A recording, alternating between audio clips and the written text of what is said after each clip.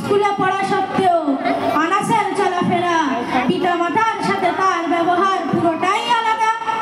আমরা খুব ভালোভাবেই জানি যে প্রত্যেক বাচ্চা ফিতরাতে সালিমাতে জন্ম নেয়, অর্থাৎ জন্মগত দিক থেকে কোনো বাচ্চা এতটা খারাপ হয় না যে পিতামাতার কষ্টের কারণ হয়ে দাঁড়াবে বা মানুষের কষ্টের কারণ হয়ে দাঁড়াবে।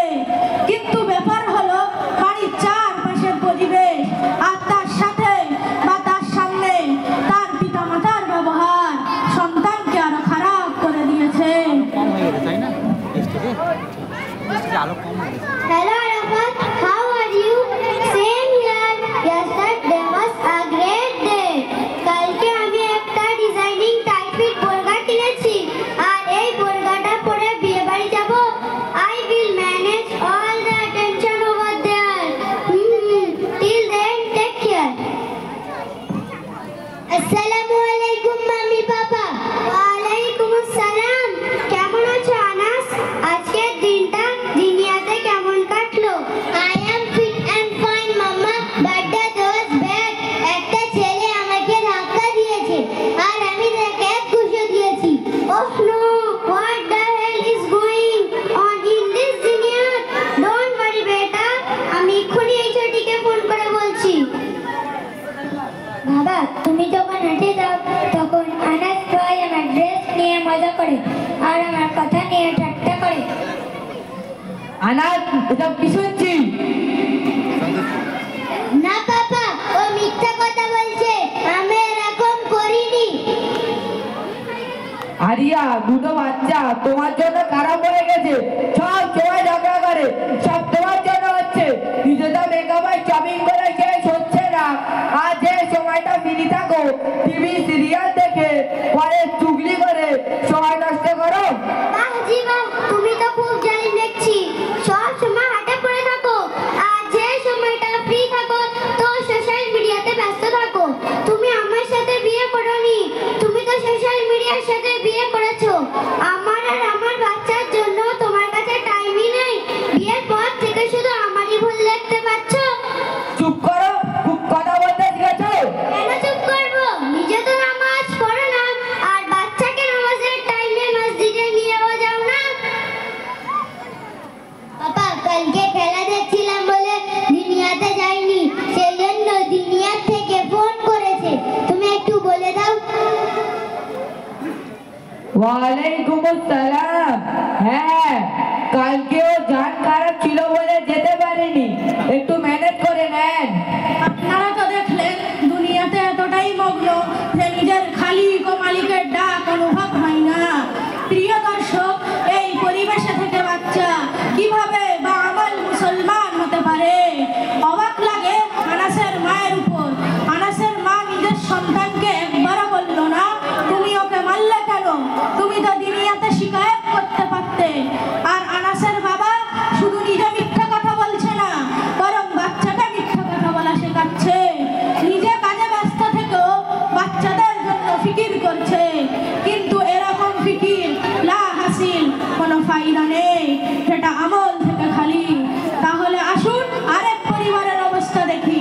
এদের একটা বৈশিষ্ট্য আছে যে আসমাউলের বাবা নামাজের টাইমে কাজ কারবার বন্ধ রাখে, সাথে নামাজ কাজা না হয়ে যায়। আর আসমাউলের মা বা আমল মুসলমান। ওজি, আসমাউল আর জিনিয়া এখনো বাড়ি আসেনি। আমার তো চিন্তা হচ্ছে। হ্যাঁ, আমারও চিন্তা হচ্ছে। আসসালামু আলাইকুম হুজুর। আমার ছেলে মেয়ে এখনো বাড়ি পৌঁছায়নি, ওদের কোনো এক্সট্রা ক্লাস আছে নাকি? আসসালামু আলাইকুম। ওয়ালাইকুম আসসালাম। কেমন আছো আমার বাচ্চারা? আলহামদুলিল্লাহ আম্মি জান। আজকে দুনিয়ার থেকে কি শিখেছো? আপন আত্মীয়দের সাথে ভালো ব্যবহার করো, যদিও সে তোমার সাথে খারাপ ব্যবহার করে, কেননা আত্মীয়রা চিহ্নকারী জান্নাতে প্রবেশ করবে না। পিতা মাতার সাথে ভালো ব্যবহার করো, তাহলে তোমার সন্তানরা তোমাদের সাথে ভালো ব্যবহার করবে। মাশাআল্লাহ,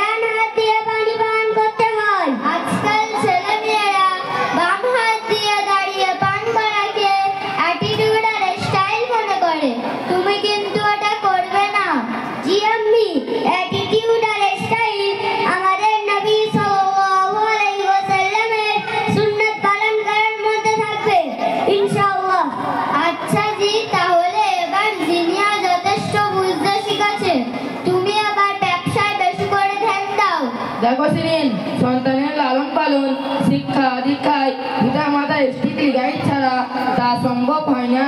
তুমি এটা বলেছো, ঠিকই বলেছো, কিন্তু তুমি এটা বলে আছো কেন?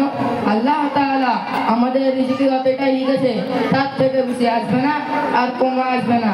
জি বেশক, কিন্তু তুমি যদি বেশি করে ধ্যান দাও তাহলে বেশি লাভ হবে। এটা ঠিকই যে আমি নামাজের টাইমে কারবার দোকান বন্ধ করে দিই, কিন্তু এতে আমার কোনো যায় আসে না, কারণ যার ইমান নেই যত বেশি হবে তার খরিদার তত বেশি হবে। হ্যাঁ, বুঝতে পেরেছি। আমরা কাজ কারবারে এতটাই ব্যস্ত না হয়ে যাই, আমাদের বেপরোয়া হওয়ার কারণে আমাদের সন্তান গোমরা হয়ে যায় আর আমরা আফসোসে হাত মুলতে থাকি। চলো আসমাউন, নামাজ পড়তে যাই।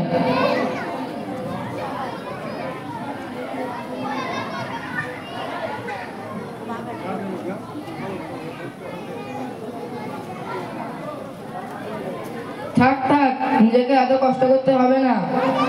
না না আব্বু, এটা কষ্ট না, এটা তো আমার পিতা মাতার ভালোবাসা, সম্মান এবং আনুগত্য হওয়া।